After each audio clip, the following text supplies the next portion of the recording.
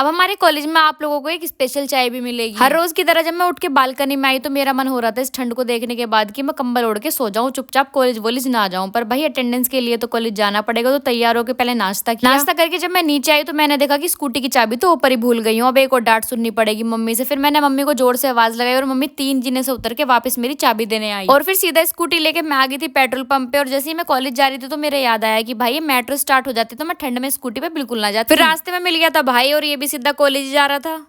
जाडा चाहे हमें कितना ही लग रहा हो, पर जब हमारे भाई लोग स्वेटर पहन के आएंगे ना क्लास में आके सबसे पहले अपना मोस्ट इंपोर्टेंट काम निपटाया जो कि था अटेंडेंस। उसके बाद लखन मेरे से कहने लगा था कि नेहा मैं अपनी सारी जमीन तेरे नाम कर रहा हूँ। मैं कहने लगी थी भैया रहने दे, मेरे पर तो मेरी नहीं संभल रही। फिर स्टार्ट हो गए थे हमारे लेक्चर, एक एक करके सारे लेक्चर निपटाए। उसके बाद लगने लगी थी भूख और मुझे पता चला कि आरजू ले गई अपने टिफिन में चावल। भाई जब कोई अपने टिफिन में चावल लेके आता है तो उसका टिफिन लंच तक तो बचता है। कौन कौन अपने स्कूल और कॉलेज टाइम में ऐसे करता था प्लीज कमेंट करके एक बार जरूर बताओ। और हाँ भाई IMT के बच्चों, ऐसी चाय आ गई अब अपने कॉलेज में, चाहे तो किसी का दिल टूटा हो या लीवर टूटा हो या फ्रैक्चर हुआ हो, बस एक कप चाय का प्याला पियो और सारे गम भुला दो। देखो भाई अभी तो हमारे पास चाय पीने के लिए पैसे नहीं थे, इसलिए हम आ गए थे कैफे में कुछ खाने पीने के लिए। और आज हमें कुछ नहीं खाना था, आज हमें खाने थे भैया छोले भटूरे। और हमने आरजू को डायरेक्ट किचन में भेज दिया। मैं यूं देखकर छोले भटूरे बन रहे हैं नहीं बन हमने तो सिर्फ इसे इंस्पेक्शन करने के लिए भेजा था अंदर की ये देखकर छोले भटूरे हैं भी या नहीं है। पर ये तो डायरेक्ट ऑर्डर ही दिया है कि भैया जल्दी से 1 प्लेट छोले भटूरे तैयार कर दो। टेस्ट इतना गजब था, आप प्लेट की हालत देख के समझ ही सकते हैं।